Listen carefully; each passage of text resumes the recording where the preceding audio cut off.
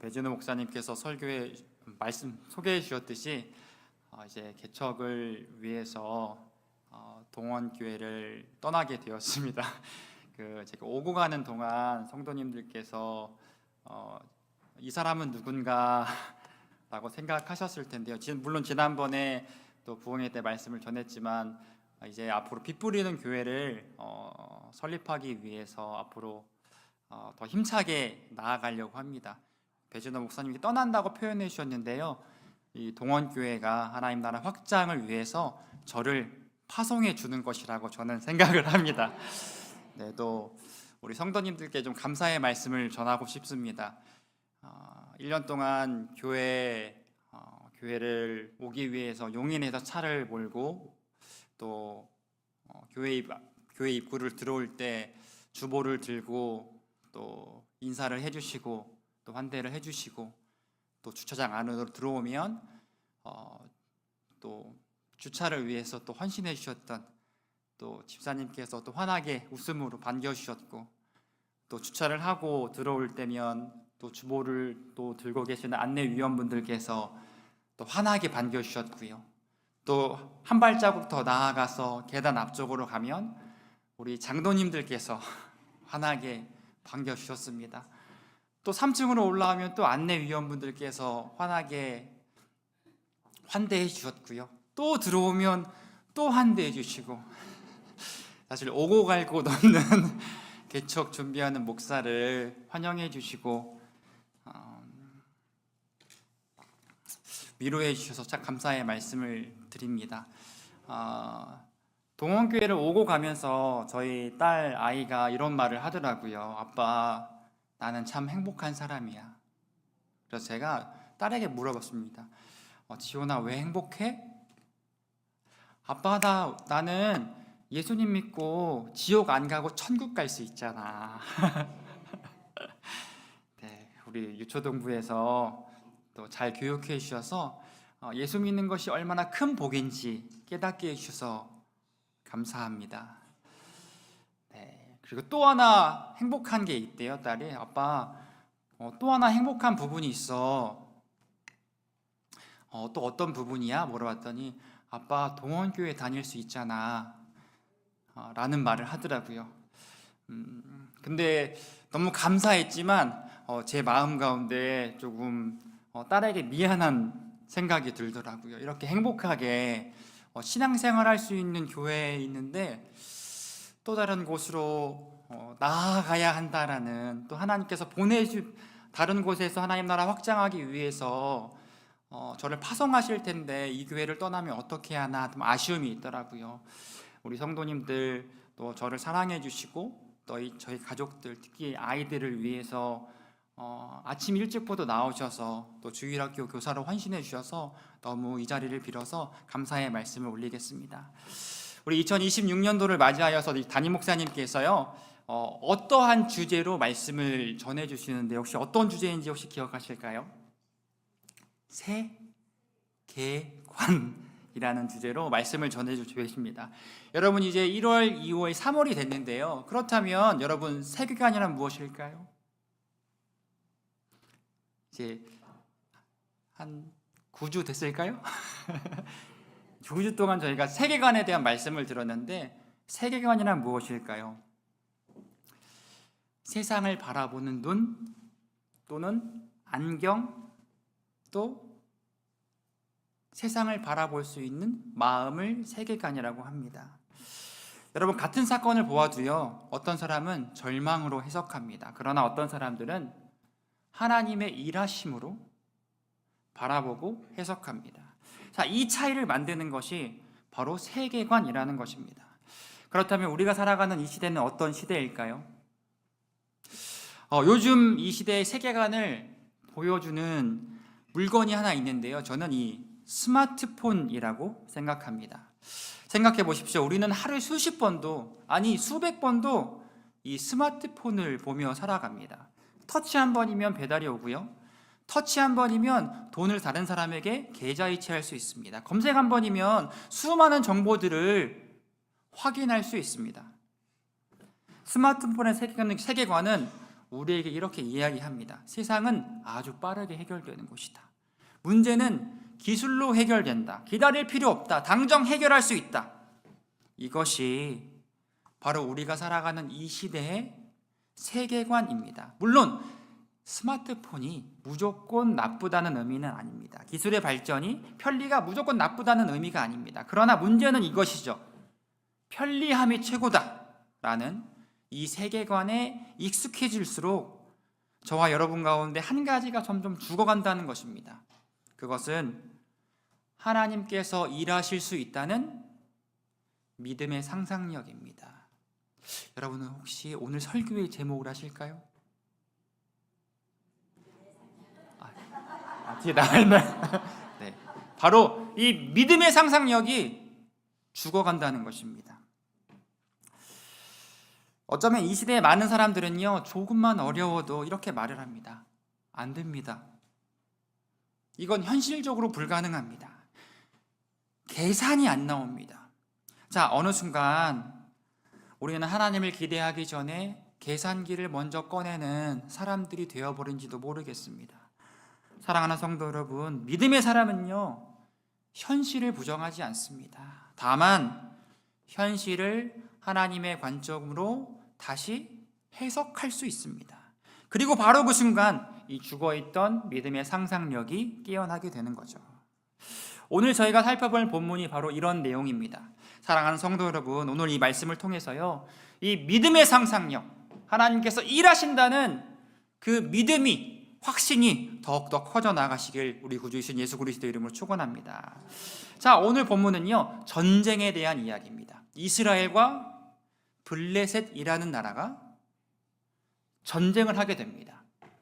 이스라엘이 굉장히 불리한, 아니 패배가 예정된 전쟁을 앞두고 있었습니다. 이때 이스라엘의 두 명의 사람이 등장합니다. 첫 번째는 사울, 두 번째는 요나단이 나옵니다. 같은 전쟁 속에 있었지만 두 사람은 전혀 다른 자리에 있습니다. 먼저 우리 사울을 살펴보도록 하겠습니다. 2절에 사울이 등장을 하는데요, 이 사울이 어디에 있는지 성경은 아주 자세히 설명을 합니다. 자세한 장소를 통해서 이 사울의 영적 상태를 보여주는데요, 우리 2절 말씀을 우리 함께 읽어보도록 하겠습니다. 함께 읽겠습니다. 사울이 기브와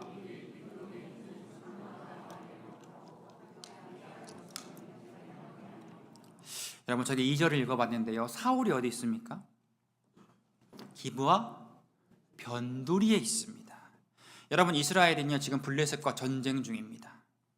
그런데 사울은 전쟁터 멀리 떠나서 변두리에 있다는 의미입니다. 성경이 말하는 기브와 변두리는 전쟁터에서 한참 떨어진 장소라는 겁니다. 쉽게 말할 이 사울은요, 가장 안전한, 어떻게 보면 가장 편리한 자리에 있는 겁니다.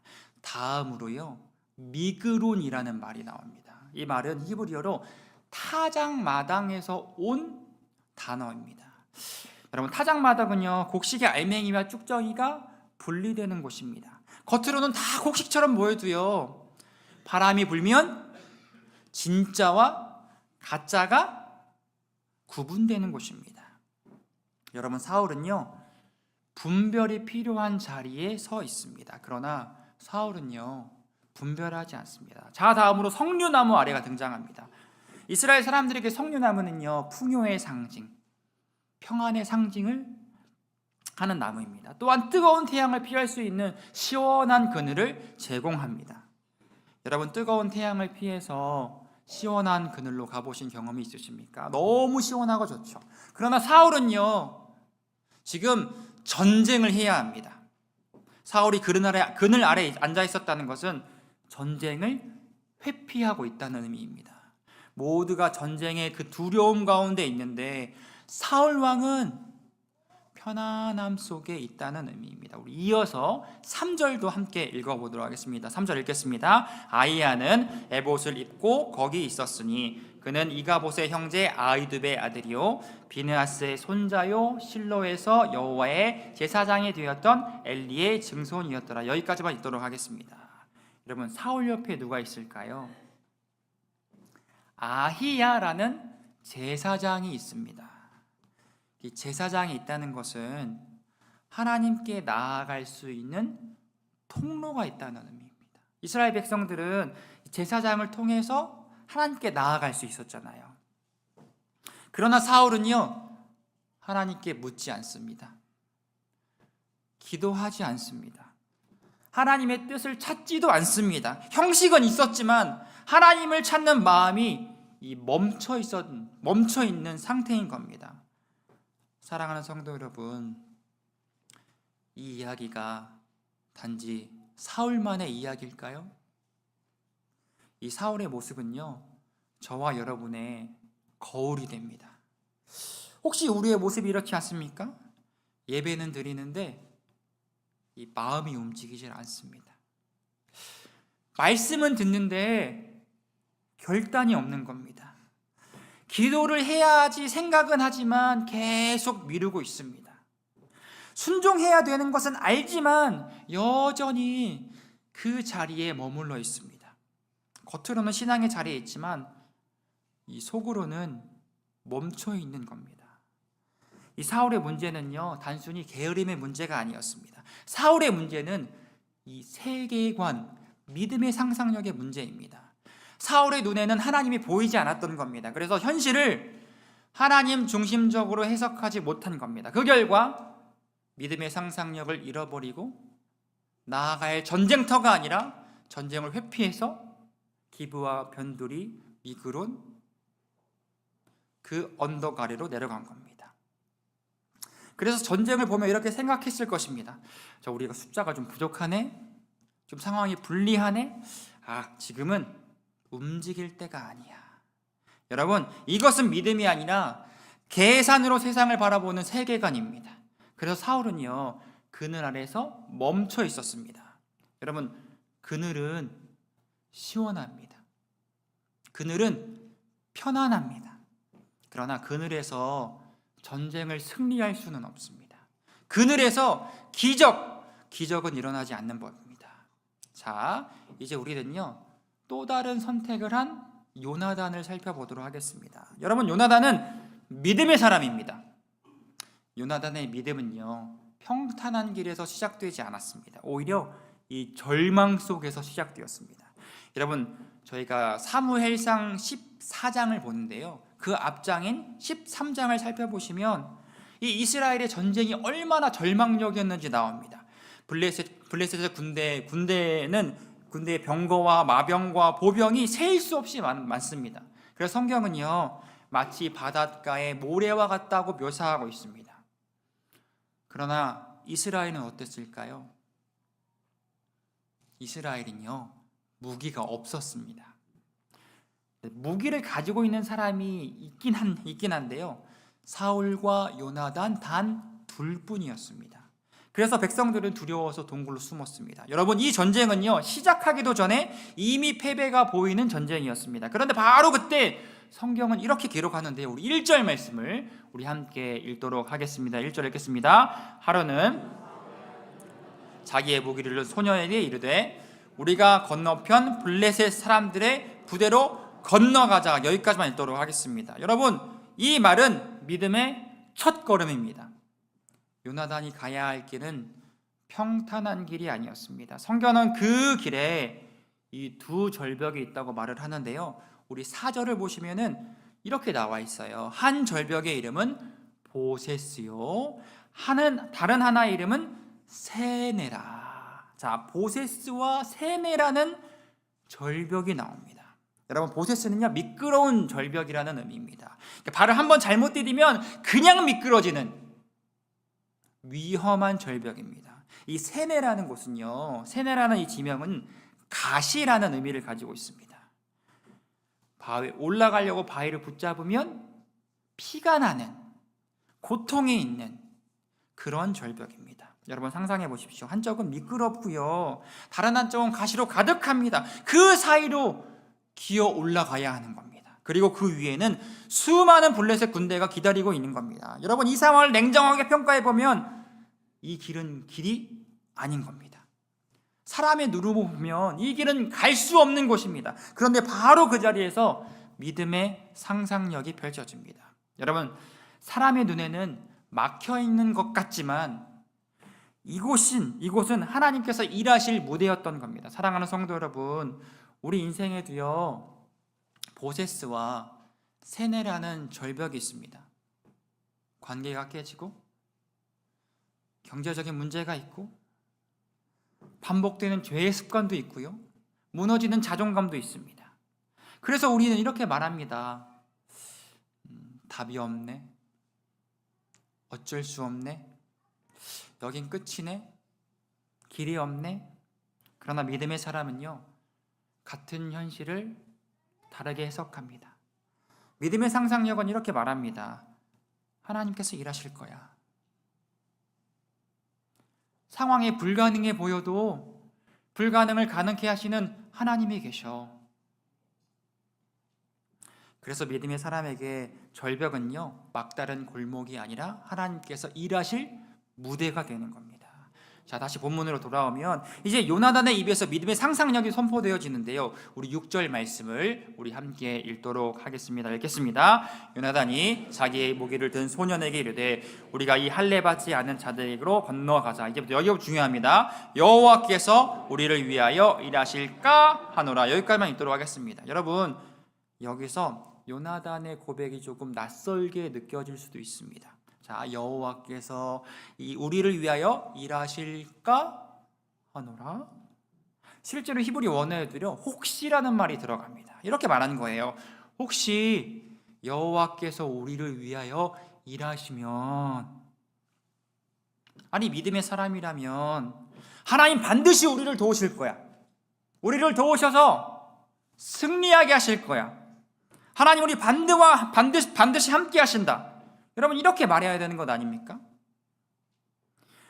요나단은요, 어찌 보면 하나님을 의심하는 것처럼 보입니다. 그러나 요나단의 이 고백은 의심이 아니라 겸손한 믿음의 언어입니다. 우리 6절 중간부터요, 우리 다시 한 번 더 읽어보도록 하겠습니다. 함께 읽겠습니다. 여호와께서 우리를 위하여 일하실까 하노라. 여기서부터 확신에 찹니다. 여호와의 구원은 사람이 많고 적음에 달리지 아니하였느니라.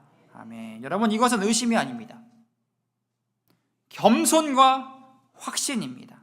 요나단의 혹시는 전능하신 하나님을 의심한 것이 아니라 겸손하게 하나님을 신뢰했던 겁니다. 왜냐하면 하나님은 모든 만물의 주권자이시기 때문입니다. 하나님은요, 자신이 원하시면 할 수도 있고요, 하나님께서 원하지 않으시면 하지 않으실 수도 있는 분입니다. 우리가 간절히 원한다고 해서 하나님께서 꼭 하시는 분은 아니라는 이야기입니다. 우리 성도님들, 제가 예를 들어보겠습니다. 오해하시면 안 돼요. 그러니까 제가 예를 들어서 연기를 하는 겁니다. 제가 어떤 태도인지 한번 보시는 거예요. 하나님 반드시 제 뜻대로 하셔야 됩니다. 하나님, 제가 이거 원하는데요, 하나님 꼭 하셔야 됩니다. 여러분, 제가 어떤 태도인 것 같으세요? 제가 사실 연기를 잘 못해서 여러분, 이건 교만이잖아요. 내가 원하는 것을 반드시 하셔야 됩니다. 하나님, 이거는 교만입니다. 왜냐하면 내 뜻이 하나님의 뜻보다 먼저이기 때문입니다. 그러나 믿음이 깊으면 이렇게 고백합니다. 하나님, 제 문제가 이렇습니다. 하나님, 제 문제를 하나님 능히 해결하실 수 있습니다. 그러나 주님의 뜻대로 되길 원합니다. 주님, 그 뜻에 제가 순종하겠습니다. 여러분, 우리 구주이신 예수님께서도요, 겟세마네에서 이렇게 기도하셨습니다. 누가복음 22장 42절인데요 우리 함께 한 목소리로 읽도록 하겠습니다. 읽겠습니다. 이르시되 아버지여, 만일 아버지의 뜻이거든 이 잔을 내게서 옮기시옵소서. 그러나 내 원대로 마시옵고 아버지의 원대로 되기를 원하나이다 하시니. 여러분, 예수님도요, 겸손과 확신으로 기도하셨습니다. 이 두 가지를 함께 가지고 기도하셨습니다. 요나단의 이 혹시는 바로 예수님의 기도와 같은 의미인 겁니다. 사실 믿음이 얕은 사람은요, 하나님을 자신이 원하는 목적대로 이용하려고 합니다. 그러나 믿음이 깊은 사람은 하나님의 주권을 인정합니다. 요나단은요, 하나님을 조종하려 하지 않았습니다. 오히려 하나님, 제가 구하는 것, 나의 문제, 모든 문제를 해결하실 수 있습니다. 그러나 저는 하나님의 뜻에 따르겠습니다. 그렇기 때문에 이 혹시는요, 하나님을 의심하는 것이 아니라 겸손과 확신이 합쳐진 믿음의 언어인 겁니다. 여러분, 겸손과 확신은요, 언제나 함께 가야 합니다. 성도 여러분, 요나단은 이 절벽이라는 불가능 가운데 멈추지 않습니다. 만약 사울이었다면 여기는 길이 없네 라고 말했을 겁니다. 그러나 요나단은 이렇게 말합니다. 여기가 바로 하나님께서 일하실 자리다. 요나단의 절벽은 막다른 골목이 아니라 하나님께서 일하실 무대였습니다. 그래서 어느 신학자는요, 요나단의 이 고백을 두고 믿음의 상상력이라 정의합니다. 그래서 제가 오늘 설교의 제목을 믿음의 상상력이라 정해봤습니다. 우리 담임 목사님, 저기 계시네요. 담임 목사님, 믿음의 상상력으로 동원교회를 이제 이끌어 가시죠.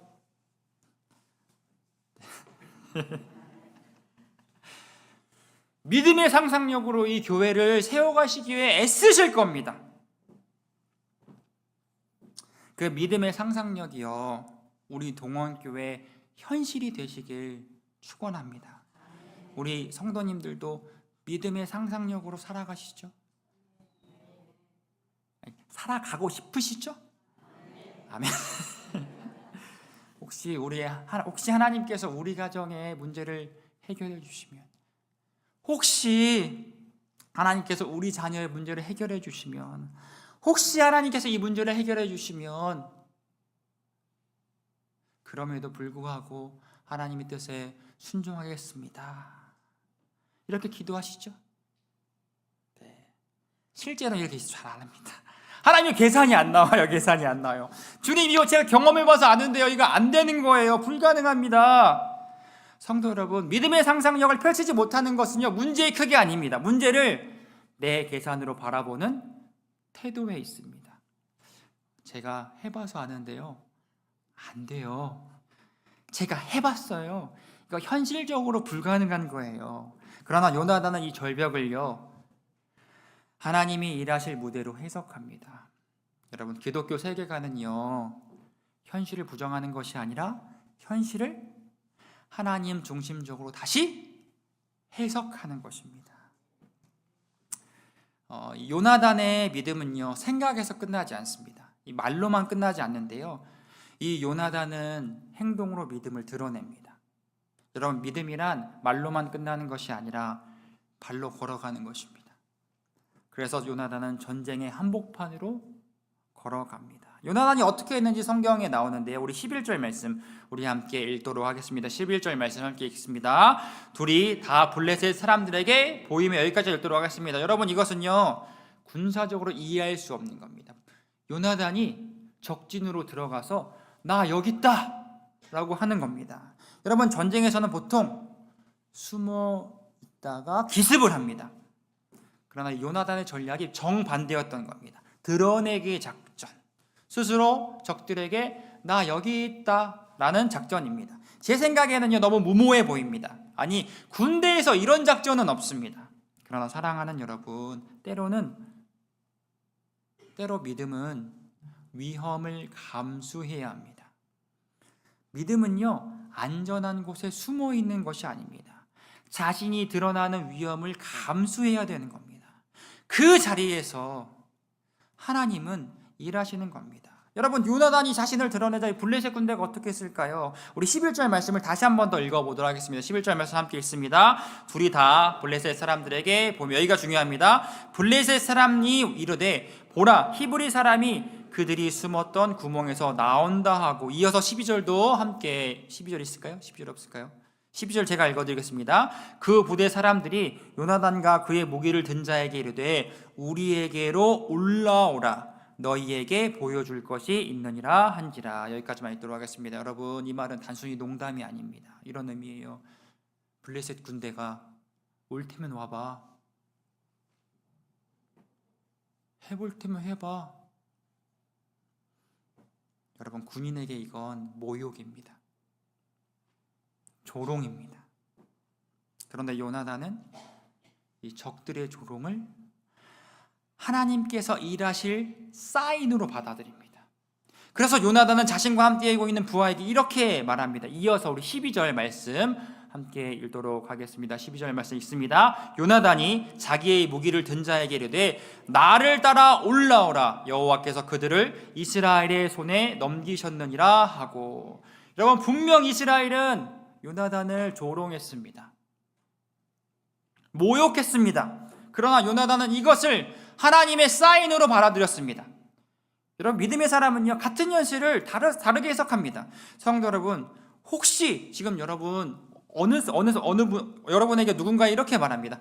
안 돼, 바뀌지 않아, 포기해. 어떻게 할 건데? 방법은 있어? 구체적인 방안이 있어? 없잖아. 그러나 믿음의 사람은 조롱을 이렇게 해석합니다. 맞아, 하나님 일하실 때가 됐다. 맞아, 하나님이 내 믿음을 성장시킬 타이밍이 왔다. 세상 사람들은요, 가능성이 몇 프로인지 봅니다. 그러나 믿음의 사람은 하나님의 타이밍을 봅니다. 그래서 요나단은 절벽을 오르고 적들이 있는 곳으로 향합니다. 우리 13절을 이어서 읽도록 하겠습니다. 13절 말씀 함께 읽겠습니다. 요나단이 손발로 기어 올라갔고 그 무기를 든 자도 따랐더니 블레셋 사람들이 요나단 앞에서 엎드러짐에 무기를 든 자가 따라가며 죽였으니. 여러분, 믿음이란 바로 이런 것입니다. 손으로 바위를 붙잡고 가시에 긁히고 미끄러질 뻔 하며 절벽을 기어 올라가는 것. 참된 믿음은요, 행동을 통해 드러나게 되어 있습니다. 기도는 입으로만 하는 것이 아니라 이 무릎으로 하는 것이다 라는 말도 있잖아요.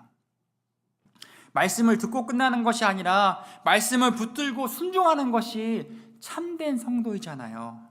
요나단은 완벽한 조건을 기다리지 않았습니다. 믿음으로 행동합니다. 그리고 하나님은 그 믿음의 한 걸음을 보셨습니다. 자, 요나단은 절벽 위로 올라가서요, 이 좁은 공간에 들어가서 블레셋 군대 20명을 쓰러뜨립니다. 여러분, 20대이면은 잘 싸운 거죠. 여러분들은 싸움을 잘하셔서 뭐 10대 1이나 20대 2 별로 대단한 거라 생각하지 않으실지도 모르고 대단한 거잖아요. 대단한 거잖아요. 그런데 전쟁 전체를 살펴보면 이 20명은 아무것도 아닙니다. 이 요나단은 사실 작은 승리를 한 거예요. 그러나 하나님은 이것을 큰 승리의 시작으로 삼으셨습니다. 어떻게 됐는지 15절 말씀을 함께 읽어보도록 하겠습니다. 함께 읽겠습니다. 들에 있는 지형과 모든 백성들이 공포에 떨었고 부대와 노략군들도 떨었으며 땅도 진동하였으니 이는 큰 떨림이 있었더라. 여러분, 큰 떨림이 있었다고 이야기합니다. 이것은 바로 하나님의 임재입니다. 여러분, 전쟁은요, 이게 사람의 싸움이 아닌 겁니다. 하나님께서 직접 개입하시는 전쟁. 땅을 흔드시고 블레셋 진영 전체를 공포로 몰아가셨습니다. 하나님 임재하셨습니다.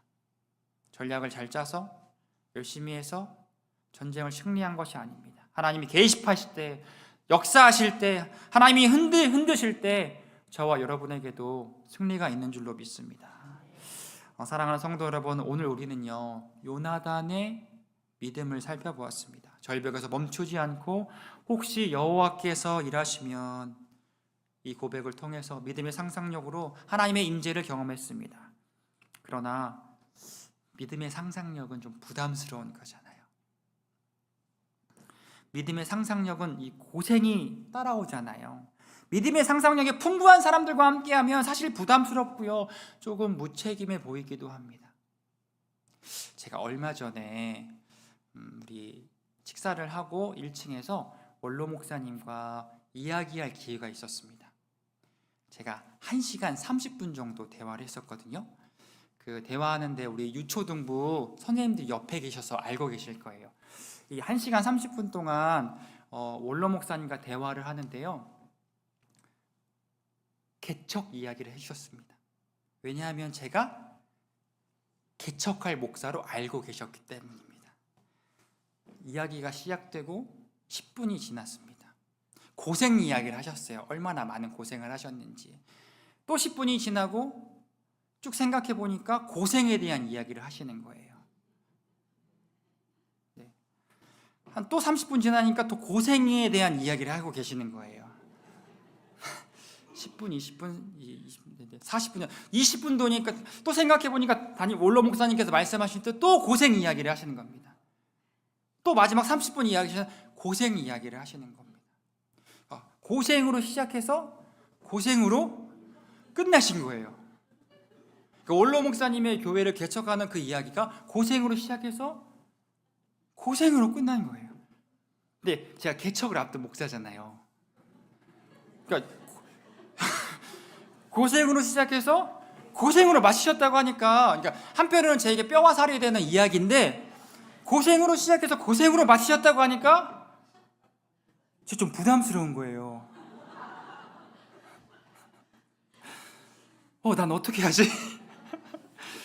우리 원로 목사님은 조폭도 만나셨다는데 난 어떻게 하지? 그런 배포는 난 없는데. 여러분, 그런데 그 고생이요, 믿음의 상상력 때문에 그 고생을 하신 거잖아요.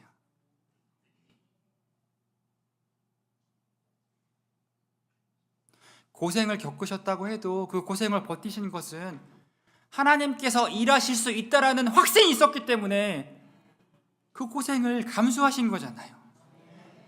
개척을 시작할 때부터 고생으로 시작하셔서 목회 끝날 동안 고생으로 끝나셨던데 그 고생을 기쁨으로 받아들인 것이 믿음의 상상력이 있었기 때문에 그 고생을 견딜 수 있었던 거 아닙니까?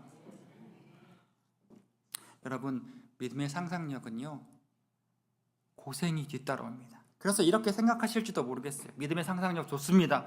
그런데 전 잘 안 돼요. 부담스러워요. 힘든 자리에서는 믿음이 아니라 현실이 먼저 보입니다. 두렵습니다. 맞습니다. 이러한 모습이 솔직한 우리의 모습인지도 모르겠습니다. 그래서 성경은요, 우리에게 요나단보다 더 크신 한 분, 예수 그리스도를 여러분에게 보내주셨습니다. 요나단은요, 절벽을 올랐지만 예수님은 골고다의 절벽을 오르셨습니다. 요나단이 적들의 조롱을 들었다면 예수님은 더 큰 조롱을 들었습니다. 네가 하나님의 아들이라면 내려와 봐라. 스스로 구원해 봐라. 십자가를 지고 조롱 들으셨습니다. 그러나 예수님은 그 조롱 속에서 십자가를 내려오지 않으셨습니다. 왜냐하면 저와 여러분을 사랑하셨기 때문입니다. 믿음의 상상력 부담스러운지도 모르겠습니다. 그리고 이 믿음의 상상력은 또 우리가 억지로 만들어내는 것도 아닙니다. 믿음의 상상력은요, 우리를 향하신 하나님의 사랑을 깨닫게 하시는 성령 하나님께서 역사하실 때 생기는 은혜의 반응인 겁니다. 요나단이라고 안 두려웠을까요? 부담이 없었을까요? 저는 그렇게 생각하지 않습니다. 그러나 요나단은 하나님께서 일하실 절벽을 향해 전진했습니다. 왜냐하면 하나님이 어떠한 분이신지 알았기 때문입니다. 세상 사람들은 이 십자가를 미련하다, 조롱할지 모르겠습니다. 그러나 하나님은 예수님의 십자가를 통해서 세상을 흔드셨습니다. 죽음을 이기시고 부활하셨습니다. 사망 권세가 무너졌습니다. 그리고 우리가 결코 이길 수 없었던 죄와 사망의 전쟁을 십자가에서 승리할 수 있었습니다. 그래서 이제 저와 여러분은요, 승리를 얻기 위해 싸우는 것이 아니라 이미 승리하신 그리스도를 믿고 죄와 싸우는 사람들입니다. 사랑하는 성도 여러분, 이제 마지막으로 여러분께 묻고 싶습니다. 지금 여러분은 어느 자리에 계십니까? 사울처럼 석류나무 그늘 아래에 계십니까? 편하지만 멈춰있는 자리에 계십니까? 아니면 믿음의 절벽, 두렵지만 하나님을 신뢰하는 자리에 계십니까? 주님이 저와 여러분에게 요구하는 것은 거대한 일이 아닙니다. 믿음의 한 걸음입니다. 미뤄두었던 기도의 한 걸음, 끊어야 할 죄와의 싸움, 닫혀있던 관계를 향해 용서로 나아가는 그 한 걸음, 예배를 관람이 아니라 헌신으로 드리는 그 한 걸음, 그 한 걸음을 통해 여러분의 삶을 흔드시고 가정을 흔드시고 이 동원교회를 흔드시고 다시 살아나게 하실 것입니다. 그래서 오늘 마지막 고백은 이렇게 했으면 좋겠습니다. 주님, 믿음의 상상력으로 한 걸음만 나아가게 하여 주시옵소서. 주님, 일하여 주시옵소서. 한 걸음을 통해서 하나님의 임재를 매일매일 경험할 수 있는 우리 동원교회 성도님들이 되시길 우리 구주이신 예수 그리스도의 이름으로 축원합니다. 시간 함께